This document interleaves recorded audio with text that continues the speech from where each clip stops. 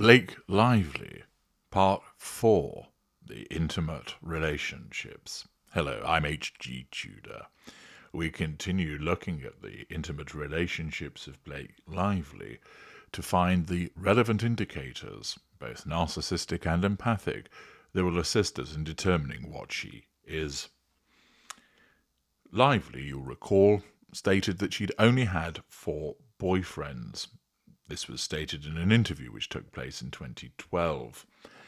We've learned of 2 of them so far, both of them co-stars of hers, Kelly Blatz and Penn Badgley. We're now going to move on to the 3rd, a bigger beast altogether. Relationship rumours swirled around Lively and this individual after the 2 were spotted together in a yacht during the Cannes Film Festival. Their relationship began in May 2011 and ended in October 2011. Accordingly, absent any other relationships, Lively's relationship with Badgley ended around September-October 2010. Let us take it as early October. That means that with the commencement of the relationship with this individual in May 2011, there was roughly a 6 or so month period where she purportedly wasn't in a relationship. The fact of such a gap could support the absence of the necessity to get into a relationship with another individual promptly, which is often seen with the narcissist, but it has to be borne in mind that the narcissist can survive on other appliances, non-intimate tertiary, non-intimate secondary, non-intimate primary, also, for instance, a family member, and we have heard how close that Lively is with her family members. So, were she a narcissist following the end of the relationship with Badgley and the absence, at least the apparent absence, of somebody new on the intimate front, it might have been that she reverted to most of her fuel needs being met by family members instead.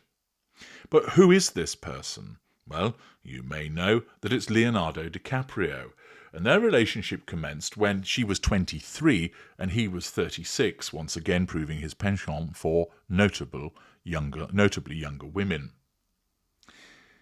The relationship didn't last very long, which is par the course for many of the relationships that DiCaprio has. Might it be that here Lively was drawn in by a different individual, a narcissist that she was unaware of and was spat out after a comparatively short period of time? Could it be a case of 2 narcissists colliding? Or was it simply a relationship that just didn't work out, as sometimes that is the case?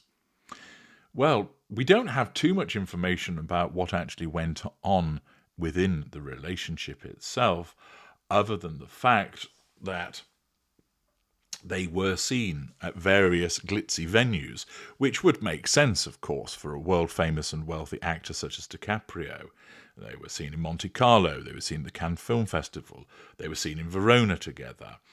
But there's actually more to the relationship than meets the eye, and something which proves particularly noteworthy is not so much the relationship itself, which was, as I've stated, short-lived, but how it came about. Lively targeted Leonardo DiCaprio.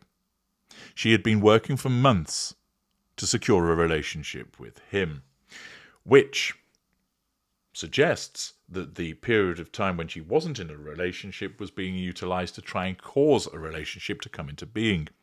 He had just come out of a long-term relationship, and Lively ensured through her PR team that DiCaprio was not only made aware of the fact that she liked him, i.e., come and get me, look at these goods, but she even went so far as to state that she would marry him, i.e., to signal to him that effectively she was a sure bet for a relationship. This showcasing demonstrates a strong narcissistic trait, and it also, with this targeting of another individual in this way, tends to suggest that there is an ulterior motive. Rather than letting the relationship grow naturally, she had set her sights on him. Now, this sometimes can occur in relation to a non-narcissist. After all, somebody might like somebody, but they're in another relationship, so they wait. But this targeting is more often seen in relation to the narcissistic dynamic. They then began dating, which proved advantageous for Blake Lively because she sought to use the connection with Leonardo DiCaprio to assist her work-wise. Lively was one of the contenders for the role of Daisy Buchanan in Baz Luhrmann's remake of The Great Gatsby. This was common knowledge because Lively's publicist ensured that everybody knew that she took a meeting with Luhrmann and that she was spending time with DiCaprio, who would likely be playing Jay Gatsby. This DiCaprio connection would presumably be good for Lively professionally to allow her to play Daisy Buchanan. As it was, Carey Mulligan won the part of Daisy in the end, and therefore the attempt to leverage DiCaprio in this way failed, albeit, of course, she still had the relationship with him. Utilising him in this way suggests a reduction or an absence of emotional empathy to capitalise on a relationship for the gain of professional achievement. Naturally, this doesn't come as a surprise to you within the Hollywood sphere, but again, to behave in such a way demonstrates a self-absorption, a sense of entitlement. It demonstrates an absence of emotional empathy for those affected. It was also the case that the relationship between Leonardo DiCaprio and Lively was hardly plain sailing. Having only been together for a few weeks, DiCaprio broke up twice with Lively, but each time got back with her days later. Very much the push-pull of a tempestuous relationship. Might this be that because DiCaprio, as the bigger beast, was pulling the strings, or was this a case of, as mentioned earlier, two narcissists colliding? One of the concerns that DiCaprio has was that Lively was using the relationship for publicity, something he did not approve of. DiCaprio, whilst his girlfriends are known, they generally keep in the background publicity-wise. Indeed, there's been instances of one of his long-term relationships running away from the paparazzi, often being seen wearing a hood up, etc., not courting it in the way that Lively did. Lively was also stated to have placed pressure on DiCaprio with regard to his socialising preferences. It was even alleged that the couple had come to physical blows because Lively didn't like DiCaprio having late nights out, attending parties and going to clubs, and she preferred that she wanted to stay home. Is this simply somebody that's missing their partner and is worried about what they might be getting up to, or is this indicative of seeing a potential threat to control? Ultimately, this disconnect between Lively wanting Leonardo DiCaprio to curb his hedonism and stay at home, while she milked the relationship for publicity, led to it ending. As ever, the conclusion of the relationship was managed by claiming it was down to distance and busy work schedules to cover up what really brought about the demise of the relationship. In terms of what the couple have had to say about one another, there's very little indeed that's been stated, and instead it's from other sources that the nature of her targeting of him and thereafter the manner by which the relationship panned out has been gleaned. In this instance, the silence is not so much indicative of the fact that it wasn't problematic, but simply not wanting to draw attention to it and playing that Hollywood game of explaining why the relationship ended, being for reasons that were not actually true. Hardly the first time, and certainly won't be the last time, that this is done.